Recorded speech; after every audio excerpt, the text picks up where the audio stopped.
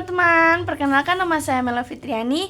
Video ini saya buat untuk memenuhi tugas mata kuliah Alamiah Dasar dengan dosen pengampu Ibu Henti Sulistiawati MPD. Mari kita belajar ekosistem sumber daya alam dan lingkungan. Selamat menyaksikan. Apa itu ekosistem? Ekosistem adalah interaksi timbal balik antara makhluk hidup dengan tumbuhannya.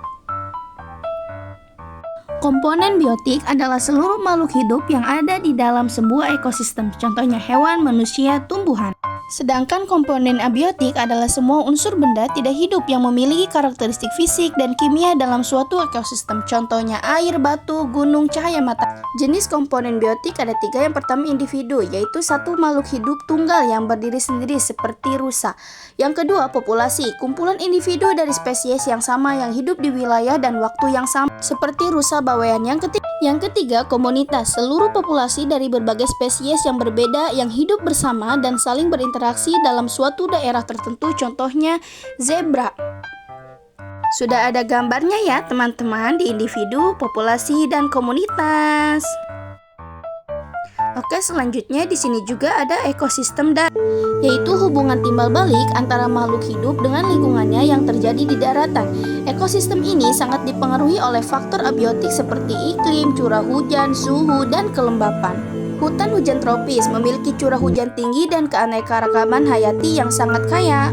Sabana, padang rumput yang dikelilingi oleh pepohonan, biasanya berada di daerah tropis dengan curah hujan terbatas. Padang rumput wilayah yang didominasi oleh rerumputan dengan curah hujan rendah. Berikutnya ada gurun, taiga, tundra. Gurun daerah dengan curah hujan sangat rendah, kurang dari 25 cm per tahun, dan suhu ekstrim antara siang dan malam. Taiga didominasi oleh tumbuhan berdaun juram dan terletak di daerah beriklim dingin. Selanjutnya ekosistem air. Ekosistem air adalah lingkungan yang didominasi oleh air, tempat interaksi antara makhluk hidup atau biotik dan komponen tak hidup seperti abiotik terbagi menjadi 3. Yang pertama air tawar, yang kedua air asin, dan air payau. Air tawar seperti sungai, air asin seperti laut, air payau kumpulan air tawar dan air asin. Kerusakan ekosistem seperti gunung meletus, puting beliung, tsunami, gempa bumi, banjir, kebakaran hutan, dan tanah longsor. Menjaga ekosistem, yang pertama buang sampah pada tempatnya, yang kedua reboisasi, yang ketiga menjaga flora fauna. Apa itu sumber daya alam? Sumber daya alam adalah segala sesuatu yang berasal dari alam dan dapat dimanfaatkan oleh manusia untuk memenuhi kebutuhan hidupnya. Seperti memetik buah di kebun, sungai, hutan, petani menanam padi, tambang, laut. Jenis-jenis sumber daya alam yang dapat diperbaharui dan tidak dapat diperbaharui. Yang dapat diperbaharui seperti tumbuhan, hewan, air, udara. Yang tidak dapat diperbaharui seperti minyak bumi, batu bara, besi, dan emas. Manfaat sumber daya alam: air untuk diminum, tumbuhan bahan masakan, hewan daging dan ikan, terus minyak bumi dan gas untuk bahan bakar kendaraan, batu bara untuk pembangkit listrik. Selanjutnya lingkungan.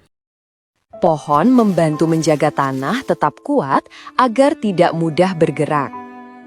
Ketika hujan turun, akar pohon membantu air masuk ke dalam tanah. Tanpa pohon, tanah kehilangan penopangnya dan menjadi cepat rusak. Akar mengikat tanah sehingga tanah tetap menyatu dan tidak runtuh. Hutan mengatur air hujan agar mengalir pelan dan tidak menyebabkan banjir. Jika pohon ditebang, tanah menjadi terbuka dan mudah terkikis air. Tanah yang tidak dijaga makin mudah retak dan turun. Hujan deras di tanah tanpa pohon membuat air mengalir deras dan merusak tanah.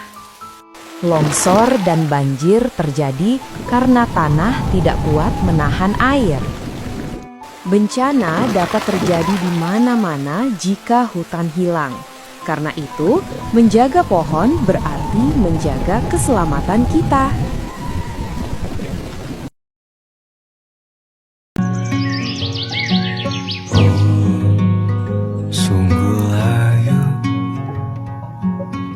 Harapanku kepadamu,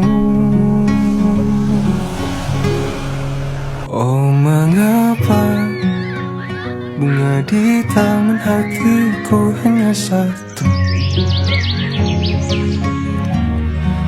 Oh menghilang, bunga kesayanganku diambil orang.